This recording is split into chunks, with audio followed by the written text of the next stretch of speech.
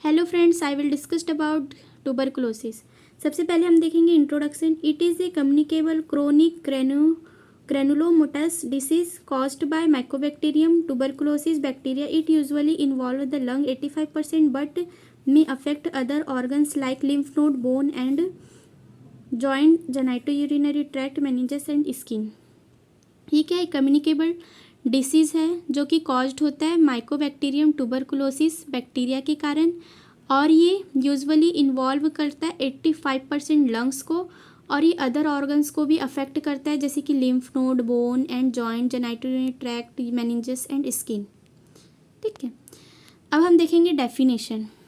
According to WHO, tuberculosis is caused by bacteria called Mycobacterium tuberculosis that most often affect the lungs and it is curable and preventable. WHO के according जो tuberculosis है वो caused होता है bacteria जिसे Mycobacterium tuberculosis कहते हैं, और ये अफेक्ट करता है लंग को, और ये क्यूरेबल भी है और प्रिवेंटेबल भी है। ओके, तो हम देखेंगे अब इसके बाद रिस्क फैक्टर। क्या क्या रिस्क फैक्टर है जिसके कारण से ट्यूबरकुलोसिस होने के चांसेस है। Okay, smoking, living in crowded area, alcohol, non being vaccinated, contact with infected individual, poor nutrition, low socio economic status, immuno compromised, HIV, cancer, immunosuppressant medicine, steroid. अब हम देखेंगे ऑर्गन्स अफेक्ट बाय ट्यूबरकुलोसिस। ऐसे कौन कौन से organs हैं जो tuberculosis के कारण अफेक्ट होते हैं? Larynx, brain, bone, lymph node, pleura, lungs, kidney and spine. Okay, हम देखेंगे अब mode of transmission. Direct, first direct inhalation of fresh cough droplet और डाइड स्पूटम फ्रॉम इन्फेक्टेड पर्सन्स। अगर कोई पर्सन्स इन्फेक्टेड है, वो स्नीजिंग कर रहा है, कफिंग कर रहा है, और हम उसके जस्ट सामने में ही खड़े हैं, तो उसके जो बैक्टीरियास है वो एयर के थ्रू हम जैसे इनहेल करेंगे तो वो बैक्टीरिया हमारे बॉडी के अंदर एंटर करेंगे रेस्पिरेटरी ट्रैक्ट में, और वो रेस्पिरेटरी ट्रैक्ट में ब्रोंकस से ब्रोंकियोल्स, एल्वोलाई में जाके स्टक्ड हो जाएंगे और मल्टीप्लाई होंगे और ट्यूबरकुलोसिस को कॉज करेंगे। Okay, inoculation. सेकेंड है inoculation, infected material inter body through open wound और इंजरी। अगर हमारे बॉडी में कोई भी ओपन हुआ है, इंजरी हुई है, और वो बैक्टीरिया उस वुंड में जाकर स्टक्ड हो जाता है और वो हमारे पूरे बॉडी में जाके फैल जाता है, जिस कारण से माइकोबैक्टीरियम ट्यूबरकुलोसिस जो है बॉडी में एंटर करता है और ट्यूबरकुलोसिस कॉज करता है।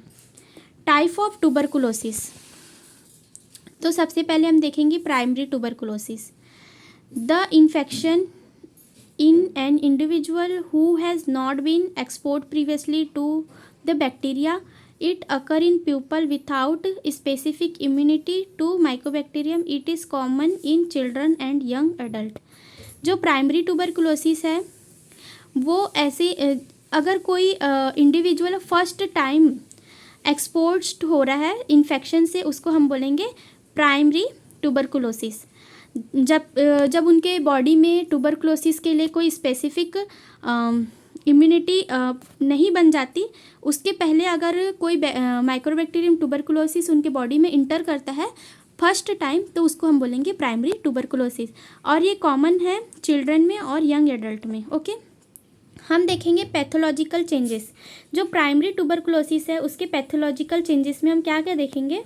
ग्रॉन्स कॉम्प्लेक्स मिलेगा, ठीक है, और ये माइक्रोस्कोपिक स्ट्रक्चर हम देखेंगे इस गॉन्स कॉम्प्लेक्स का, तो हमें फाइब्रस दिखाई देगा, मल्टीन्यूक्लिएटेड ग्लैंड सेल दिखेंगे, एपिथेलियोइड माइक्रोफेजेस दिखेंगे, सेंट्रल कैजेसिड नेक्रोसिस एंड लिम्फोसाइट्स दिखेंगे। ओके, तो हम ग्रॉसली देखेंगे। सबसे पहले ग्रॉसली में हम देखेंगे the inhaled tubercle bacilli are engulfed by alveoli microphage in which they multiply to form initial lesion called gone foci। तो हमें सबसे पहले क्या दिखाई देगा? Gone foci. अब ये गॉन फोसी क्यों दिखाई देगा हम आपको समझाएंगे। जैसे कि जो बैक्टीरिया है वो रेस्पिरेटरी ट्रैक्ट के थ्रू एंटर किया और ये गया हमारे लंग्स के अंदर, एल्वोलाई में, ठीक है। अब एल्वुलाई के अंदर जो माइक्रोफेज होते हैं, जो एल्वुलाई है उसके अंदर जो माइक्रोफेज होते हैं वो बेसिलाई को इंगल्फ करने लगते हैं।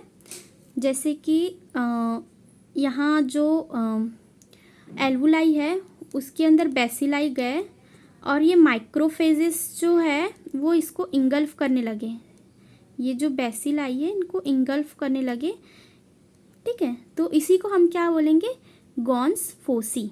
ओके। फिर सेकंड में क्या they, some bacilli are transported by macrophage to the hilar lymph node which are enlarged. Okay. तो हम देखेंगे जो बेसिलाई है वो क्या हो रहा है, जो हमारे हाइलम के पास में जो लिम्फ नोड्स है वहाँ पे जा रहा है, ठीक है। तो उस कारण से क्या हो रहा है, जो लिम्फ नोड क्या है वो इनलार्ज हो जा रहे हैं, ठीक है। ये हो गया हमारा ग्रॉसली। अब माइक्रोस्कोपी में क्या दिखेगा, appear centre caseous necrosis, multi nuclear giant cell, epithelioid macrophages, lymphocyte and fibrosis. Okay. Microscopy में हम देखेंगे ये जो है उसे हम बोलेंगे ग्लैंड सेल, जो कि इसमें क्या मल्टीपल न्यूक्लियस है। ओके। फिर हम देखेंगे इसके जो साइड्स में जो है ये हमारे हैं लिम्फोसाइट्स। फिर ये जो है सेंट्रल केजियस नेक्रोसिस, मतलब कि चीज़ लाइक स्ट्रक्चर्स बन जाता है इसमें, तो हम उसे कहते हैं सेंट्रल केजियस नेक्रोसिस। फिर है फाइब्रोसिस में क्या होता है, जो सराउंडेड जो एरिया है वहाँ पे फाइब्रस फॉर्म होने लगता है, उसको हम कहते हैं फाइब्रोसिस। और क्या होता है, इपिथेलियोइड माइक्रोफेजेस प्रेजेंट होते हैं। ओके। तो ये हमारा हो गया माइक्रोस्कोपी और ये हमारा हो गया ग्रोसली में हमें क्या दिखेगा, ग्रॉन्स कॉम्प्लेक्स दिखेगा और लिम्फ नोड क्या होगा, इनलार्ज दिखेगा। ओके। अब हम देखेंगे सेकेंडरी ट्यूबरकुलोसिस में क्या देखेंगे, the infection of an individual who has been previously infected और sensitised by mycobacteria is called secondary tuberculosis. Secondary tuberculosis हम किसे कहते हैं, पहले भी उस पर्सन या उस इंडिविजुअल में वो बैक्टीरिया एंटर कर चुका है, उसके लिए क्या स्पेसिफिक एंटी इम्यूनिटी बन चुकी है, उसके बाद में फर्स्ट टाइम तो अफेक्ट हो गया, सेकंड टाइम जब वो अफेक्ट कर रहा है, जब वो इंडिविजुअल जो प्रीवियसली तो अफेक्ट था फिर सेकंड टाइम पे भी वो क्या हो रहा है, अफेक्ट हो रहा है माइक्रोबैक्टीरियम ट्यूबरकुलोसिस से, उसे हम सेकेंडरी ट्यूबरकुलोसिस कहते हैं, ठीक है। ग्रॉसली में क्या देखेंगे, secondary tuberculosis often affect the upper lobe of the lungs causing opacity and cavity और फाइब्रोटिक स्कार टिश्यू।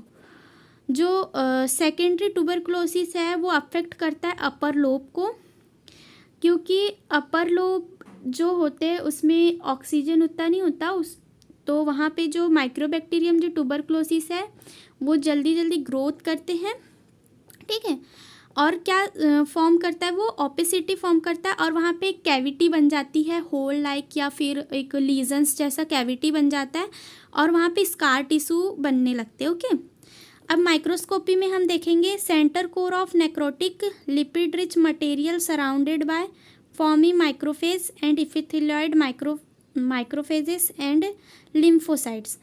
हम उस जो कैविटी बनी है उसके सेंटर में हम जब माइक्रोस्कोपी में देखेंगे तो लिपिड रिच मटेरियल दिखेगा, मतलब कि एक चीज़ी लाइक मटेरियल दिखाई देगा हमें, और वहाँ पे फॉर्मी माइक्रोफेज होंगे और इपिथेलियोइड माइक्रोफेजेस और लिम्फोसाइट्स होंगे। Okay, thank you.